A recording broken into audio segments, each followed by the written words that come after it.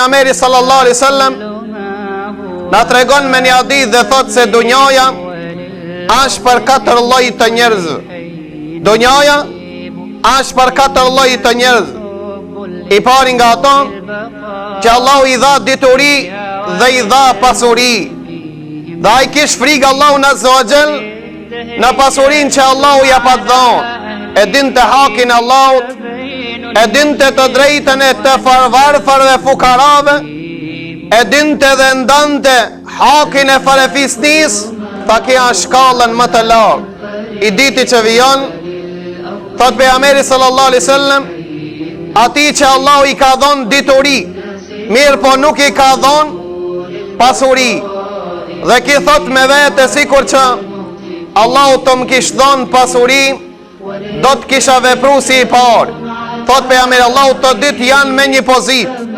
Pra i pari pat pasuri, e argjoj pasurin e ati, ko e pajtoj Allahun, e arriti shpërblimin. I diti nuk shpenzoj dhe nuk dha.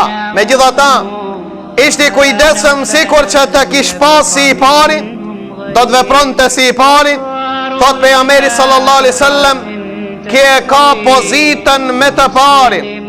Pra vëllezër të ndershëm, njeti dhe qëllimi mirë ka peshte Allahu azza wa jall, derisa ka raste sikur këto janë që këto raste që ja te i kalojnë dhe veprës. Pra njeti qëllimi mirë për Allahun azza wa jall është në konsiderat dhe është i pranuar të Allahu azza wa jall, dhe ka shpërblim të madh ai i cili e ka pas një jetë dhe e ban një jetë sikur që Allahut ma kish mundësu, do t'ju kisha përgjith thirrjes së Allahut azza wa jall. Pra njeti ti është në konsiderat dhe ishë përblejet e Allahu azza wa jall. Gjithashtu prej veprave që arrin shpërblimin e haxhit dhe umrës, që kanë ardhur në hadithe të vërteta, si që transmeton Ebu Hurajra radiallahu anhu.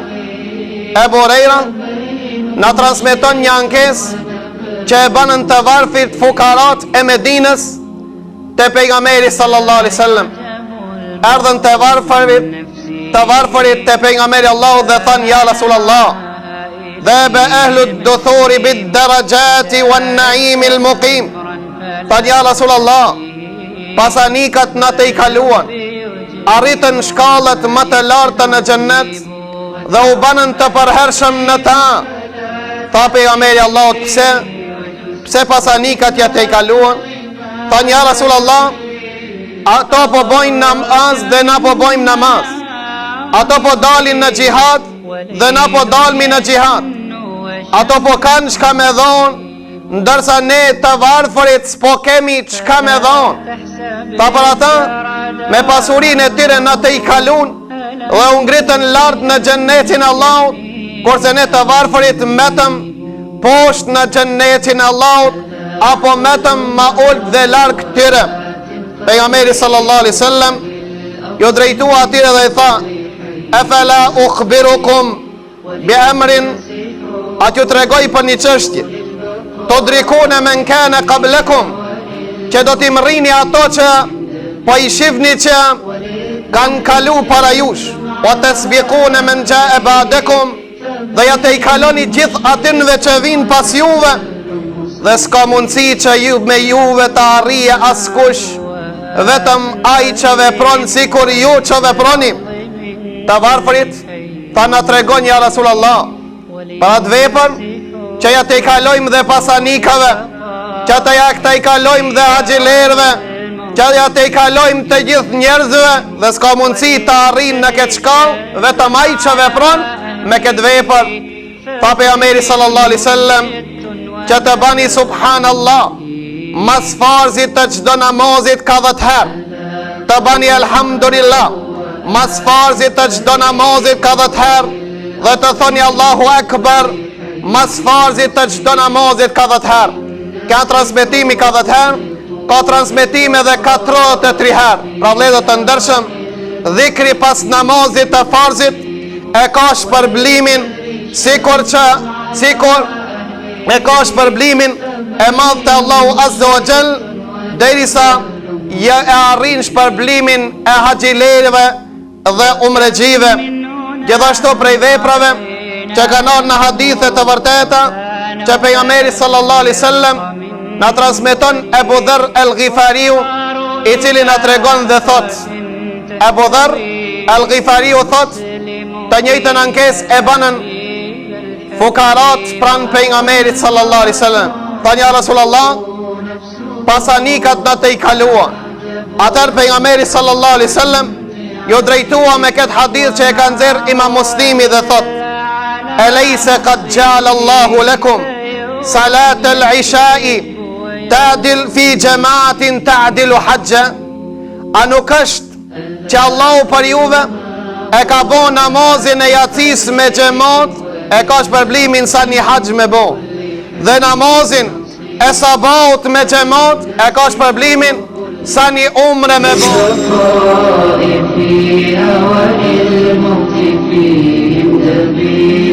وللدهر شد على أهله فبين مشرق ونبل مصيب. ألا يعجب المرء من نفسه إذا منعها إليه المشيب. إذا عبت أمرا فلا تأتيه وذو اللب يجنب ما يستعيب. ودع ما يريبك لا تأتيه وجزء إلى كل ما لا يريب. Për shkak se nuk ka vepër më e dashur te Allahu se krirja e farzit. Vepra më madhështore më e dashur te Allahu a krirja e namazit, po pejgamberi sallallahu alaihi wasallam çështjen e namazit e ka kushtuar rëndësi të veçantë. Porosia e fundit e pejgamberit Allahut që e mbulonte kokën dhe zbulonte dhe thonte, ummeti, o ummetim, namaz, namaz, mos u drejto me shku në ahiret pa namaz. Ka se pejgamberi Allahut ka thonë dallimi mes muslimanit dhe jo muslimanit është namazi.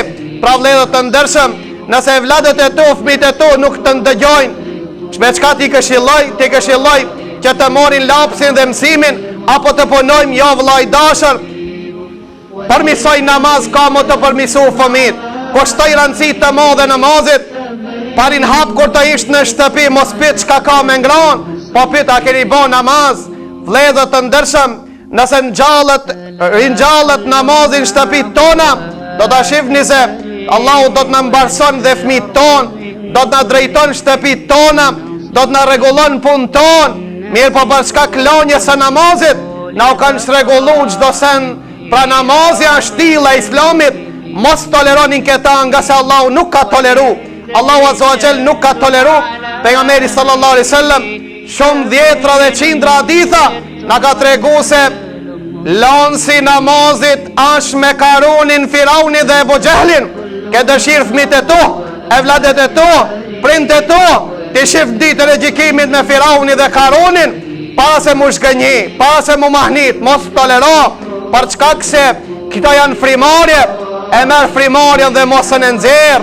Frimarja e fundit, dalje prej kësaj dënjaje, frimarja e fundit, takimi me Allah, frimarja e fundit, të përhershëm në xhenem, pra ata që si bojnë Allahut namaz. Qofshin 70 haxha i kanë kri, kanë bo sadaka, kanë agjeru, të përhershëm në xhenem për gjithmonë, nuk i shpëton ato vetëm nëse pendon të Allahu azza wa jall dhe ja fillojnë namazin. Pra vëllezër të ndershëm, kemi thonë shpesh herë dhe do ta përsëritmi dhe shumë herë, s'kemi ardhur me anëret shqefin të njerëzve, kemi ardhur që emanetin Allahut me përcjell, vallahi me pas gjetë gjithë argumenti që tregon se ato që thojnë shahadetin dhe s'bojnë namaz janë xhenetlia, kisha thonë. Mirë, po nuk kam gjetën, edhe pse me 10 libra dhe 100 argumente i kam lexuar këtë tematik. Nuk toleron Allahu azza wa jall çështjen e namazit. Pra le të ringjallët namazi, ne t'i bashkangjitët radhët të muslimanëve, ato që dëshirojnë t'i bashkangjitët radhëve të xhenetlive, ne të kujdeset namaz. Kemi rastin tash e Dhulhijhes të parë që ne ta ngjallmi namazin, t'i ftojmë prindët tonë që të bojnë namaz, nëse janë pe atinve që s'ta ndëgjojmë, ja pra rastin e ke që Allah në këto 10 ditë i pranon lutjet. Allahu azza wa jall drejton me lutje, që ato të cilët i ka manit dunjaja, janë ngaflet dhe kanë lënë namazin, që Allahu Azza wa Jall t'i kthen namaz. Kontriboni, shpërndani CD-ja që flitet për namazin, para se t'i shifni vallahi të dashurit e juaj për gjithmonë në xhenem, dhe s'keni mundësi vallahi me shpëtu. Për këtë arsye, le qetë kjo në konsiderat, le qetë serioze, nuk ka çështja e gare, për shkak se ka xhenet dhe xhenem, s'ka mesatare. Mesatarjen në ahiret nuk ka dhe nuk ka rikthim. Për këtë arsye ne lutim Allahun Azza wa Jall, ato të cilët kanë problem me namazin, Allahu që rregullon zemrat e tyre dhe t'i rikthen namaz. Lutim Allahun Azza wa Jall që Allahu namazin ta dashuron zemrat tona. Lutim Allahun Azza wa Jall që Allahu Islamin ta rikthen në zemrat tona dhe të na dashuron shtillën e Islamit që Allahu Azza wa Jall e ka dashur dhe ka porosit, dhe vepra më e dashur te Allahu është namazi.